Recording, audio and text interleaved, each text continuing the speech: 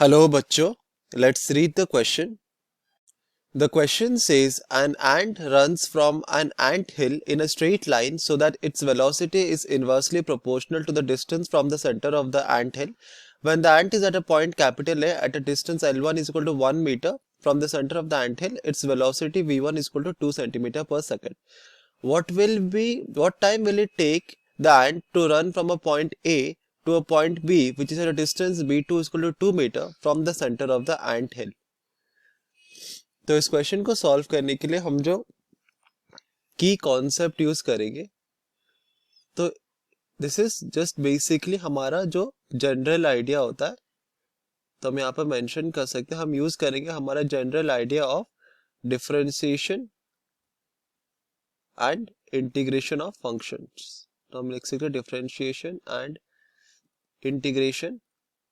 Also हम use करेंगे that velocity is equal to rate of change of distance.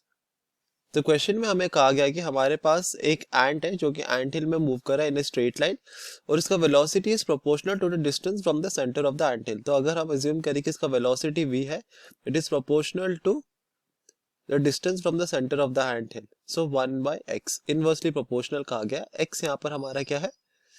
Distance from the centre of ant hill.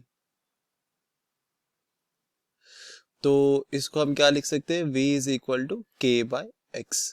तो यहाँ पर k क्या है? यह है हमारा प्रोपोर्शनैलिटी कांस्टेंट. तो पहले हम क्या करेंगे? पहले हम प्रोपोर्शनैलिटी कांस्टेंट फाइंड आउट करेंगे by applying the boundary condition.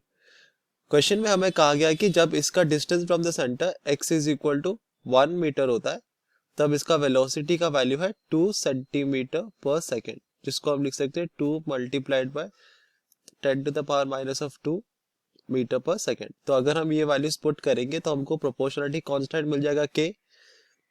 तो ये कितना होगा? 2 multiplied by 10⁻⁻² is equal to k/1, और k is equal to 2 multiplied by 10⁻⁻².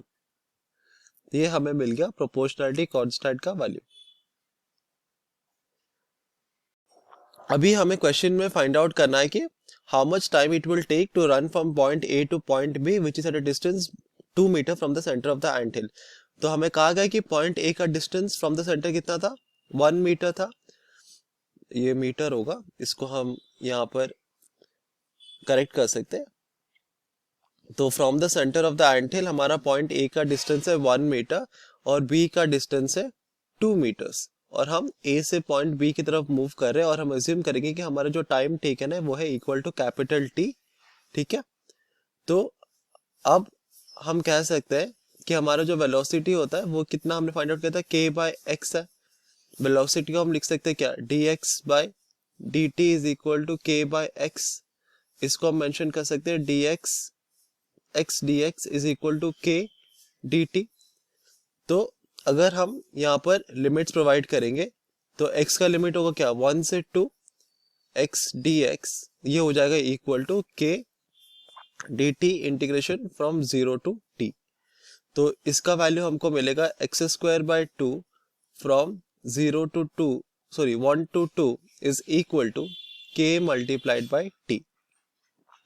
अगर हम यहाँ पे वैल्यूज पुट करेंगे तो ये हो जाएगा 4/2 is 2, 2 minus of 1/2 is equal to 2 multiplied by 10⁻⁻² multiplied by t. So this, अगर इसको हम कैलकुलेट करेंगे तो हमको मिलेगा लेफ्ट हैंड साइड में 3/2 is equal to 2 multiplied by 10⁻⁻² multiplied by t, और t का वैल्यू हमको मिलेगा is equal to 3/2 multiplied by 2 multiplied by 10⁻⁻² seconds, या t का वैल्यू होगा इक्वल टू 75 सेकेंड्स.